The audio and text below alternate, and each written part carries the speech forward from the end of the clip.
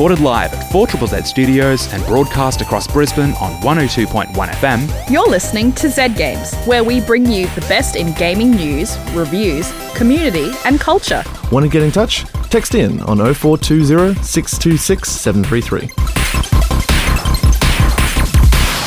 Hello, and you're listening to Z Games. My name is Evie, and I'm here with... The Kochie guy. Kaylin. Melly. Oh my We know our own names. We know our own names. We did it. We didn't scream into the mic. It's gone red already. It's too late. We didn't scream too much into gonna the be- microphone. I I be a just weird did a episode. really deep voice and it just happened. Yeah. Melly. Which mic are you on there now? I'm just going to turn that down. Drop down to minus 20. That'd be you bring sweet. Dada back into it. My mic always gets turned down. Anyway, today on the show... We're going to be talking about some stuff. Hi. We're going to be talking about some stuff. I believe we're going to talk about some news, which we are. It's not I believe, I know we are. Yeah, because you're running this thing. 'Cause So I hope I'm that one of us driving knows this what we're doing, right? I'm driving this ship with my limbs that are attached. Yep. Are you Thank sure? God. No, we're not going back there. We're moving forward. Moving forward. Millie's going to be talking about Lara Croft Tomb Raider. And her butt. Yeah, that I'm extremely excited about. Listen. And Caitlin, what was your review again? I'm going to be... You've asked me like 18 I know. times. I'm In this- going to talk about Dear Esther because I love Dear walking Esther. sims, and it was The OG walking the sim. OG. See, Yeah. I heard Dear X stuff, Dear X stuff. and I'm just like, X okay. gonna give it to you. Go and give it to you. It's true. See, soundboard would come really in handy right Yeah. I know It's what time I to stop. Yeah. Never. I get it. now. Anyway, I hope you're all having a good day out there, so let's listen to some gaming news. Yeet. This week in gaming news, the University of Kentucky partners with a professional esports franchise, Gen G, to help create a competitive video gaming program. This new program will help encompass athletics and academics. Gen G will assist the university with growing gaming teams and consult on the development of a dedicated space on campus for gamers to train. The university and Gen G will be working together to build a curriculum, provide career development, and help expand the opportunities the institute provides. Eric Munday, Kentucky's Executive Vice President for Finance and Administration, says, "We go into a lot of high schools and a lot of communities, and one of the biggest questions they're asking is, what's your esports strategy? So this is a huge market opportunity. Many schools around the US are exploring new ways to embrace esports. However, the University of Kentucky is the first to partner with a major professional franchise." A new academic study has found no compelling evidence to warrant classifying gaming as a clinical disorder.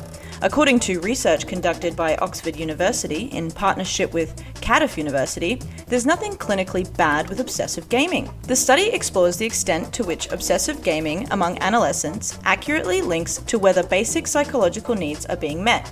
The study involved analysing data from 1,000 adolescents and an equal number of caregivers in England, Scotland and Wales.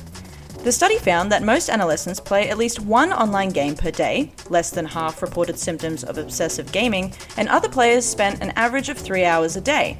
Professor Andrew Brzezilski, Director of Research at the Oxford Internet Institute, says, "Our findings provided no evidence suggesting an unhealthy relationship with gaming accounts for substantial emotional, peer, and behavioural problems. Instead, variations in gaming experience are much more likely to be linked to whether adolescents' basic psychological needs for competence, autonomy, and social belonging are being met, and if they are already experiencing wider functioning issues."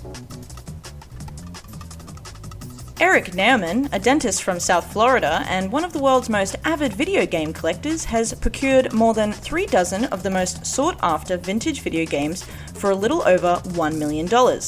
The sale is one of the largest in the hobby's history.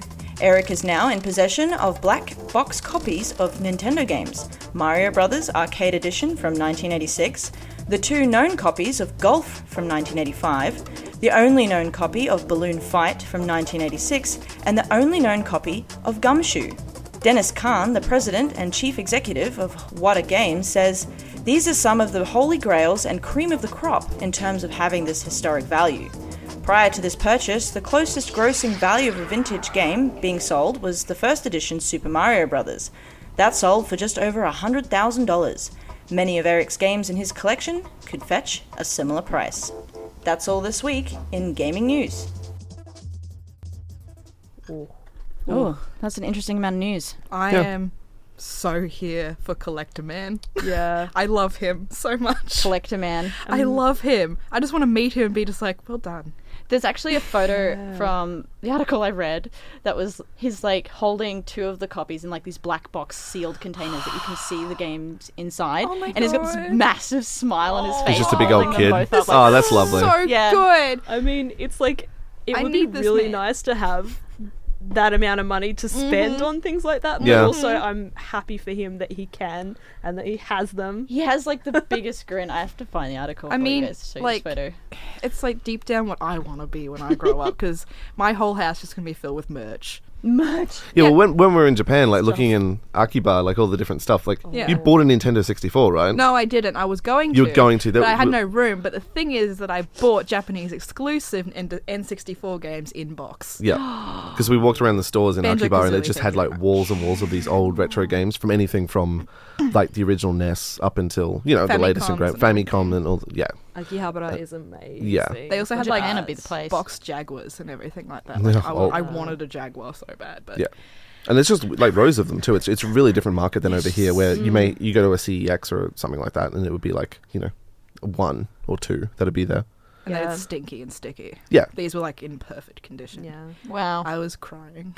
No. So this man, I'm just like, live Yeah. your I get truth. you. Live vicariously through him. Yeah. Yeah. He's spent Live your millions truth, and man. millions upon millions, I'm sure, this guy.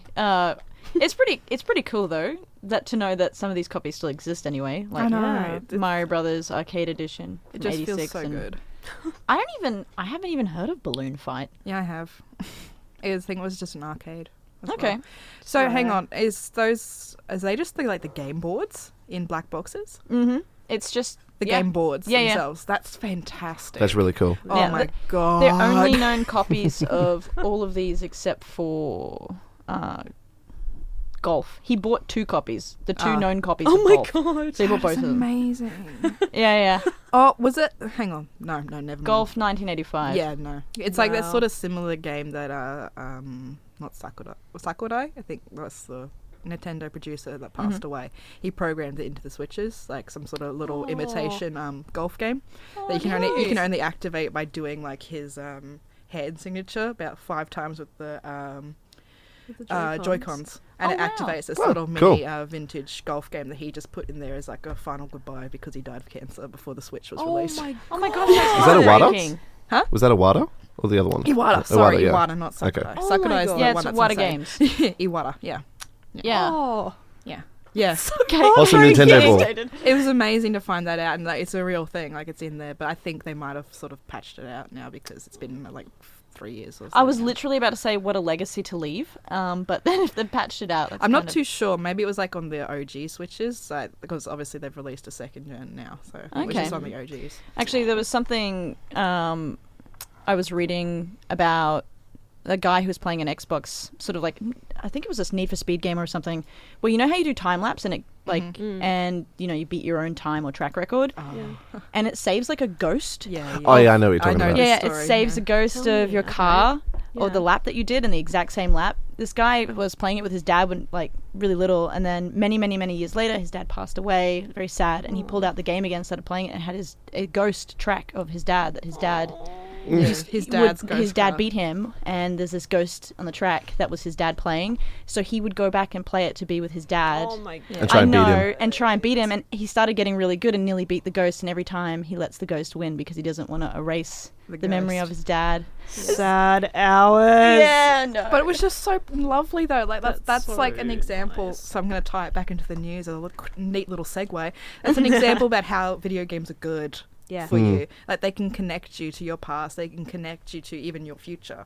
Like they make you want to study more, or like they can have a good memory for you. Like Yeah, that's why I bought the nostalgia. Banjo-Kazooie games, because they hold so much to me. Yeah. So I bought them in Japan. I can't play them ever, but I just love them, so that's why I bought them. Yeah. So Karen, if you're out there, Fortnite's not making little Billy angry. It's because you don't play with him enough. Because you Yeah. don't love Billy. He doesn't have it. He doesn't. You really shouldn't do duos. You should do duos with him. Really, don't let him play solo. This is a mass Don't let him play with Phil. Team He up. doesn't have a video game addiction. It's not real. I knew it wasn't real. It's just because you don't love him. Because Damn you it, make Karen. him play Fortnite Also, I while think- you watch your shows. I remember a while ago I had a friend, she was my high school boyfriend's mum. Super lovely. And she had a younger son, so my boyfriend at the time in high school, his little brother, played a lot of World of Warcraft and just was a big gamer, right? And she Big old nerd. Yeah, big old nerd, just Yep. like me. And she sort of approached me because I was sort of in Zed Games at the time, and she's like, "Oh, I'm worried that he's not being social." And she seemed genuinely concerned about him because and I guess as a parent, you're concerned about your child's welfare if they're hiding in a room for hours at a time with the lights off and they're just interacting with a screen. I can understand that might be alarming. Yeah. And that sort of feels odd because when you're growing up, you were outside because you didn't have the same I technology. played with a ball and a stick. Yeah, You know, played like with back in the old day. Yeah. And The hoopy. We laughed. We played gaily for hours and hours. I pushed my brother down the hill in the wagon. He got hurt real bad, but it was fun. I don't know why I'm southern. Yeah. We kind of did the drawl. Yeah. He don't have an arm no more. It's Rayman. Never mind. It's a character Don't building. bring it anyway. But yeah. But yeah, anyway, my friend's mum basically said that that she was concerned, and I said, "Look, is he talking to anyone?" And she's like, "Oh yeah, he's got his online friends." And I went, "Well, there you go. He's socializing. I know it's not the same system that we have in face to face with body language. I know it's not quite the same, but for people with social anxiety, gaming is an amazing platform for integrating them carefully into social environments." And interestingly enough, years later now, this young guy is out partying. He still plays games. He still has a great social network. He's doing really well at university. He's a completely normal kid, as far as I'm concerned. Yeah. So as much as he had his hollow hiding away playing games phase, it's not uncommon and it's not unhealthy. No, exactly. So, and there's a study to prove that now. I think what makes people more concerned, and I'm not just talking about the Karens and the Barbaras out there who just don't parent right.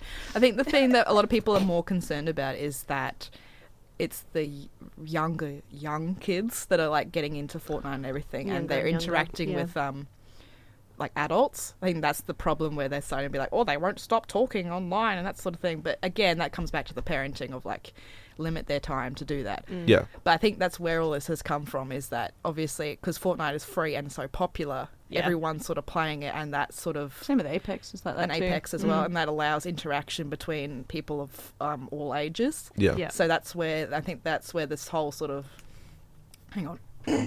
internet gaming addiction thing came from, because these kids are learning new words and new. Oh yeah, they're swearing all the time. And but getting angry and that sort of thing. So Yeah. they'd leave the computer and be like, I don't like you, know, and then throwing then things and Greg stuff. online killed me, and Yeah. so they're getting mad and everything like that. So that's where this ideal has come from, that all these video games are making them angry. It's like, no, it's because you're not paying attention to this kid as to what they're Well, I doing. think- So why they're angry And rather why than they're angry. they're It's not angry just because that. they're bad. It Yeah. should just be better. I have a theory. Get good. Just GG. get good. Yeah.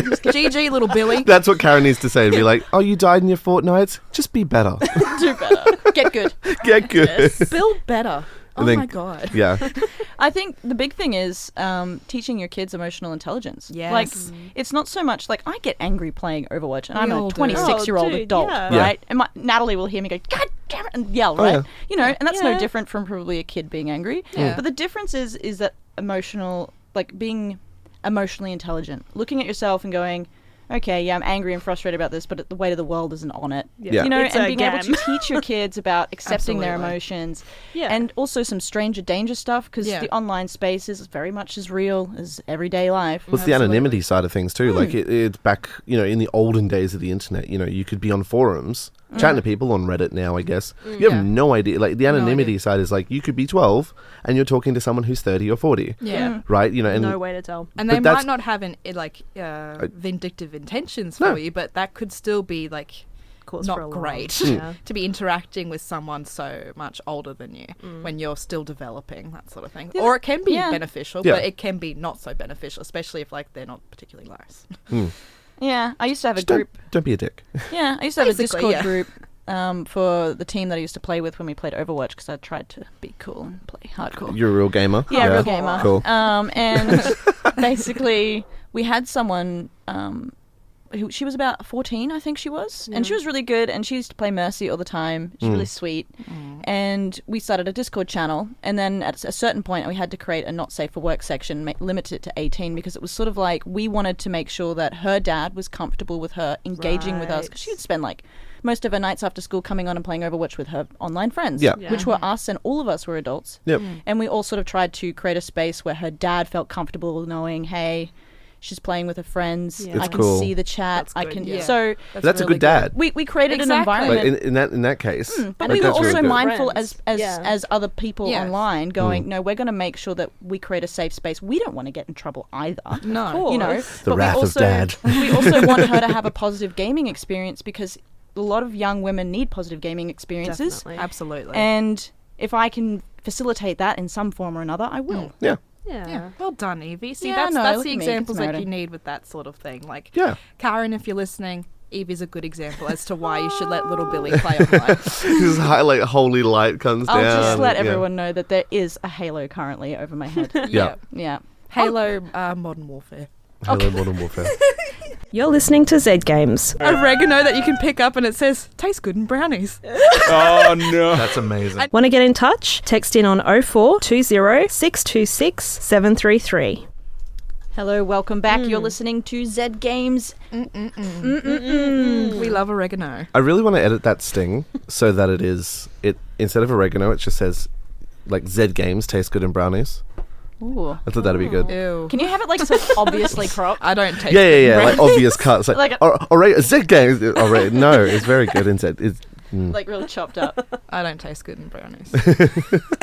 I like to taste good brownies. Yeah, me too. Just like Mama used to make. Oh dear. Mommy. Mama. So, Now I'm just hungry. Anyway. Me too.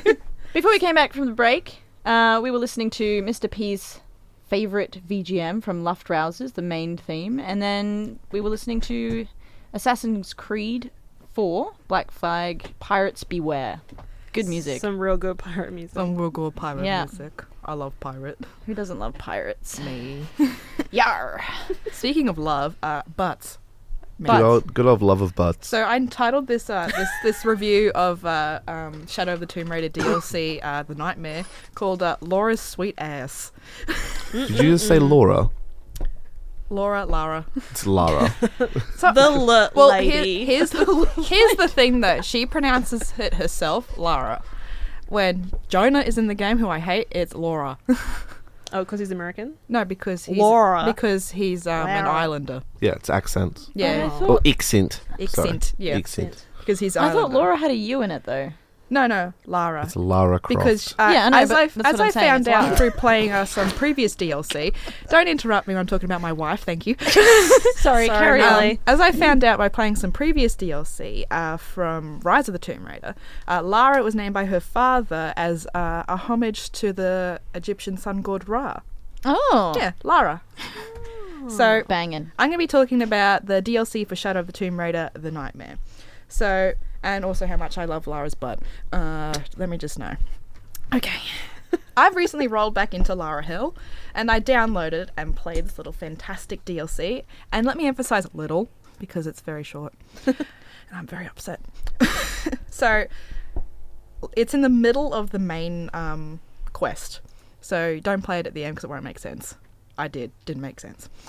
So Lara is tasked with travelling into the far outskirts of the Peruvian jungle in search of the formidable white breath poison, which causes severe psychological horror to the affected. Right, sounds like my life. And of course Lara stumbles face first into the trail of fear by inhaling the poison from one careless misadventure. Oh, Lara, no. Because Lara loves suffering. Same though. Same though. I know. So, in this psychosis that's induced by the white breath poison, Lara is thrown back into the Croft Manor and forced to face her own guilt from the past and present events, taken form into terrifying demons. So you face Trinity soldiers, you face the cultists from the current game, you face just demons, you face wolves, and you see a lot of characters from the previous games, like from the new The trilogy. ghost. Does she face the ghost of her father? He's in it. Oh yeah, nice guess. Yeah. Spoilers. So you're thrown into it, and she's wearing like her leather jacket and everything. Trust me, I noticed because I zoomed in a lot. Activate that Ansel photo mode. But yeah, so she's like, it's a glorified walking simulator basically to begin with as you walk through the nightmare. Because it's forcing you to sort of walk slowly, so you see these terrors. Fortunately, Jonah's in it again. I hate Jonah so much. He's so annoying, but that's for a topic for another day about useless characters. Anyway, so he's just there to make Laura look like she has feelings. She doesn't. I don't think she likes them either. So basically, as you walk through this walking simulator, the journey takes Laura within her mind and truly sends a few shivers up my spine. I feel that it reveals the dark clouds that Lara has held within her through this tough facade that she shows off to the world, and it's actually spilling them out into like the table, so they're right in front of her, and she's forced to face them. So wow. you literally see like her father, like in the shadows, like pull the gun to his head, and like the my bang, God. and she like flinches back. I just acted it out. Good listening. But like she flinches back, and like you can hear her scream like "Dad, no!" and that sort of thing. And then you can hear her mother's voice going on, and as she's swimming through like a tunnel, number one, which is terrifying. It's like a really tight tunnel. She does a lot of the weird stuff like that, doesn't she? She does a lot. She gets stuck in a lot of tight places, which is great. It's great for the camera angles, It's anyway. great for the camera Yeah, angles. of course. But as she's swimming literally, through, yeah. as she's swimming through this really, really tight squeeze, and all these like hands are reaching out for her. One of the hands grabs onto her ankle, and it's the villain from the previous game, who was her stepmother. Who like betrayed her father, like revealing all of his secrets to Trinity. Spoilers for Rise of the Tomb Raider, sorry. But yeah, like she just reaches out, but she's got like these dead glassy eyes, and she's like Lara, and it's like it's like just you can see her screaming underwater. Oh wow! And then she spills out into the graveyard. Freaking Jonah's here. Oh, great. Jonah's here for some reason, but then all of a sudden, at the end of the dream, Lara is forced to face her shadow screaming at her to end her own life, to spare everyone the pain that she causes them through being invested in the Croft name. Wow. Because everything she touches, from what I recall, because it's actually like Lara's voice or demonized screaming at Lara, it's telling her that everything you touch is poison. Wow. Yeah, it's really dark. This sounds like a really heavy experience. It's fantastic. Like, it's so scary, but like it feels so good to play because like you've been in this game and like, yeah, she goes through hardships and she gets stabbed and she has to kill people, unfortunately, and you can tell it weighs on her. And people are trying to kill her too. But you can tell in this, like, she's like, I didn't want to face this ever. I was going to be like, nah, I'm a big brave girl. I don't want to deal with this. Like, yeah, my dad died and I watched him die and all that sort of stuff, but I'm not going to deal with it. And then it's like right here in front of you. And it's like you realize that you've caused so much damage and the world's going to end because of you. So it's sort of a bit like she's forced to face her own traumas that Yeah. she's been ignoring for so long, and it all sort of like a break point. It's in a break life. point, yeah. Right, okay. So there's a second half to the DLC. So Laura wakes up in the middle of the jungle, like, what? Because that's Dream what- sequence. So that's what the white breath causes. It causes this psychosis. So she's just experienced it and gone, oh my god. So now she has to go through the hell of the monkey twins. And this is a basic gauntlet which guides you to the recipe for the white breath. It's based around wind and the beat of huge drums. So you have to jump in the beat with the drums. Otherwise you just get crushed into a pulp with a drum. That's dramatic. There's a lot of violent deaths in Tomb Raider. Just Yeah, so you know. I was gonna say, yeah, if you haven't played Tomb Raider, there's a lot of violent deaths. Like, There's a don't lot of pull ways any you can kill punches. her. But then, like, she dies. The best part is that she dies, Yeah. and then straight back into the action. Yeah, it's so like, there's good. no like, Oh. oh hey, look at her for 30 seconds while the game loads. She is so dead. Like, no, I know, it but it snaps you back into it the snaps action. you right back in. cool. But Good. yeah, they're very violent deaths. Like you watch it just go boom, boom, boom, boom, and she just like Impaled screams and stuff. dies. Yeah. Oh my god. graphic. It's a very graphic game, but it's fun. I really enjoyed this too. I'm not going to spoil too much about it because the Tomb Raider experience is actually like go in and play it, to see it for yourself. But I really liked it because it's actually open air. Because a lot of the secret hidden crypts and tombs are underground, or they're like carved out into rock, and you got to like slide in, and there's no sun. Like it's really dark in there. You get like the slivers of sun or moonlight or whatever. So you don't see the sun, and you don't get to see that glorious detail that they've put into this game. And Lara, The glorious Lara. the glorious Lara's butt in this temple, because you're jumping all the time. All you just see is like the glorious sunshine just reflecting on those cheeks. My goodness. Can we make that into a sting? I think we should. Maybe. It's just, Yeah. See what I can do. You see all the butt, and then All you the can butt. see all of her beautiful face because the sun's on it, and her hair, the tress effects are just wild.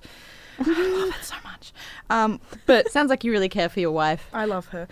She's waiting for the source filmmaker. I've found it. Yeah.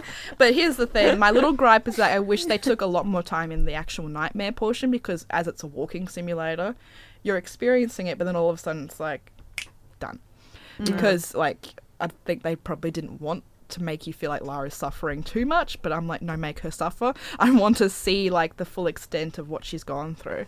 But I suppose throughout the course of Shadow of the Tomb Raider, she actually does come to terms with a lot of the stuff that she's been through, because she's forced to, because she accidentally causes the end of the world. Spoilers. As you do. Yeah, but It happens. It's the game's 4 years old. I mean, Yeah. if you haven't played it by now. But you should You should really now. get it. It's like, I think it's only $8 on the PSN really? store, and you get 2 new weapons and a new outfit, which gives you immunity from melee damage. And it looks pretty good on her. It's a bit too long for my liking, but it looks quite good. And you get like all these little green gems on her chest and everything. It's so shiny. So is I it love just on PlayStation 4? No, it's on PC and Xbox. Yeah, there you go. Okay, cool. I just have a PlayStation 4. But I really, really love it, and I felt it added a lot more depth to Shadow of the Tomb Raider, which I thought was a little bit shallow in my first playthrough. But now I'm playing it again. I actually think it's worth it. Cool. It's very expensive at the moment, so probably wait till that 6 sale.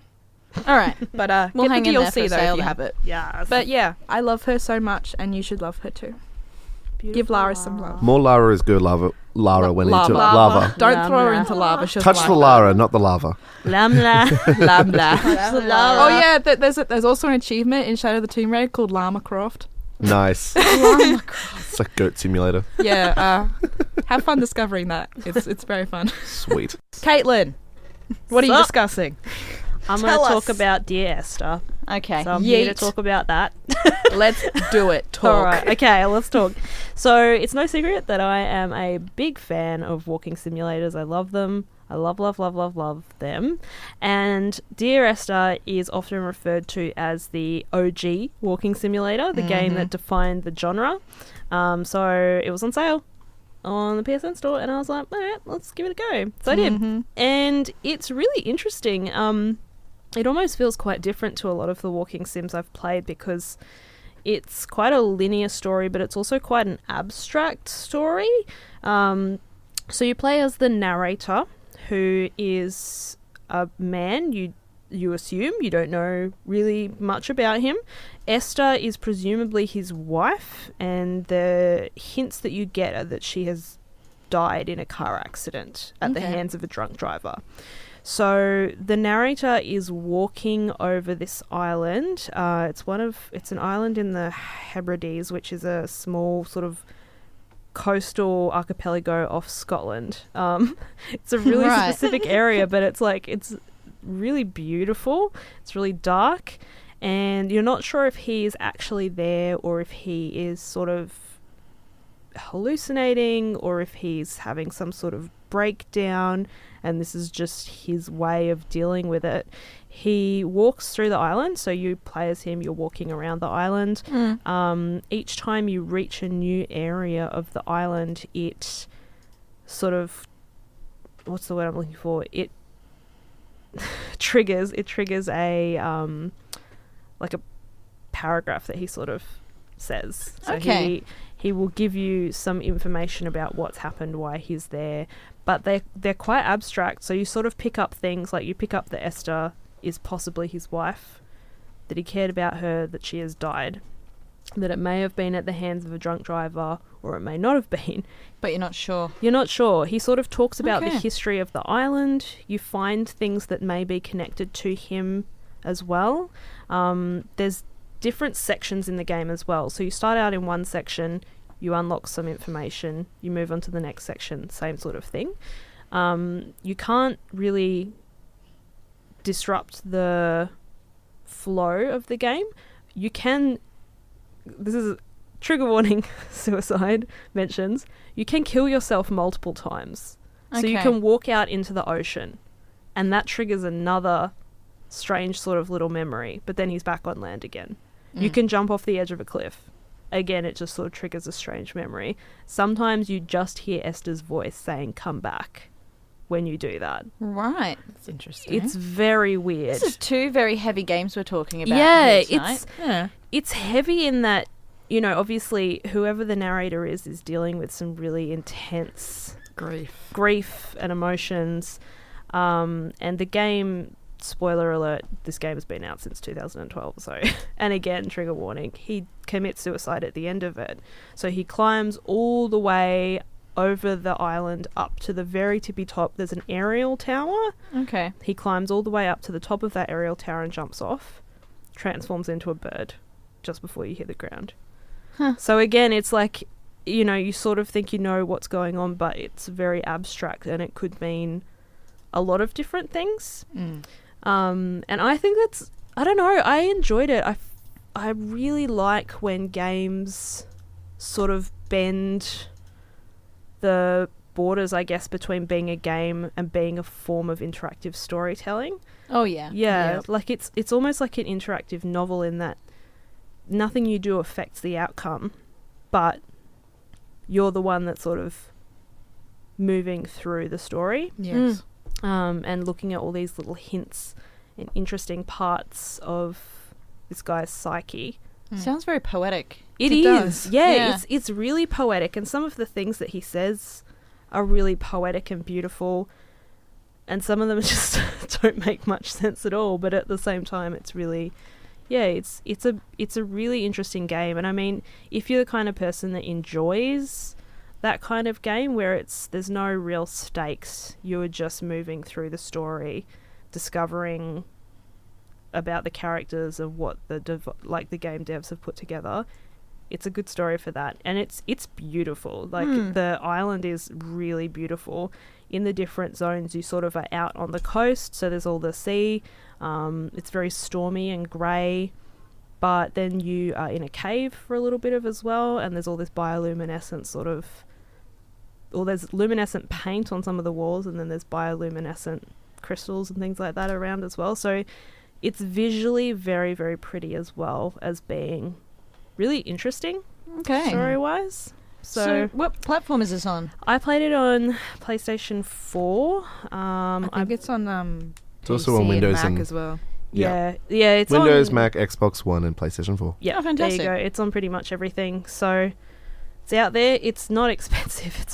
It's cheap. It's a little indie game. So yeah, if you feel like something a little bit different, it doesn't take long to play. I played it in one afternoon. Then jump on, go for it. Support indies. Fantastic. Yeet. Well, we're coming to the end of our time here tonight. Yes. Thank you both, Millie and Caitlin, for these insightful reviews this evening. Thank you. Yeah, I'm very pleased with how deep we dove. Yeah. We did Yeah. dive very deep today. We dove so deep. On that note, on behalf of everyone here, have a good rest of your time wherever you are. Rest of your time. You Rest know, of your time, I don't morning, know, noon, or we're night, just- wherever you are. We're just so dark. Rest of this your evening. time. Okay, I was please. just like, what are they all gonna die? Yeah. Can The rest I- of your day, night, wherever you are. Can I say please come join us next week because we're having a special Halloween Eve episode and we're going to talk about Yes. spooky games. Spooky games, which is something me and Millie are really into, and so here. it's going to be fun. So It's gonna be a join fun us show. next week as Can we well. talk about COD because it comes out? Can it be about how scarily good I am at it? You're allowed. how scary COD players are? Yeah. Yes. I'll allow it. How Not toxically scary it is. Yes. Not everyone likes to be spooked out, so I guess so that's fair. Yeah. Yay, You me. permitted. I'm a normal gamer boy. Normal gamer. All right. Bye. Bye.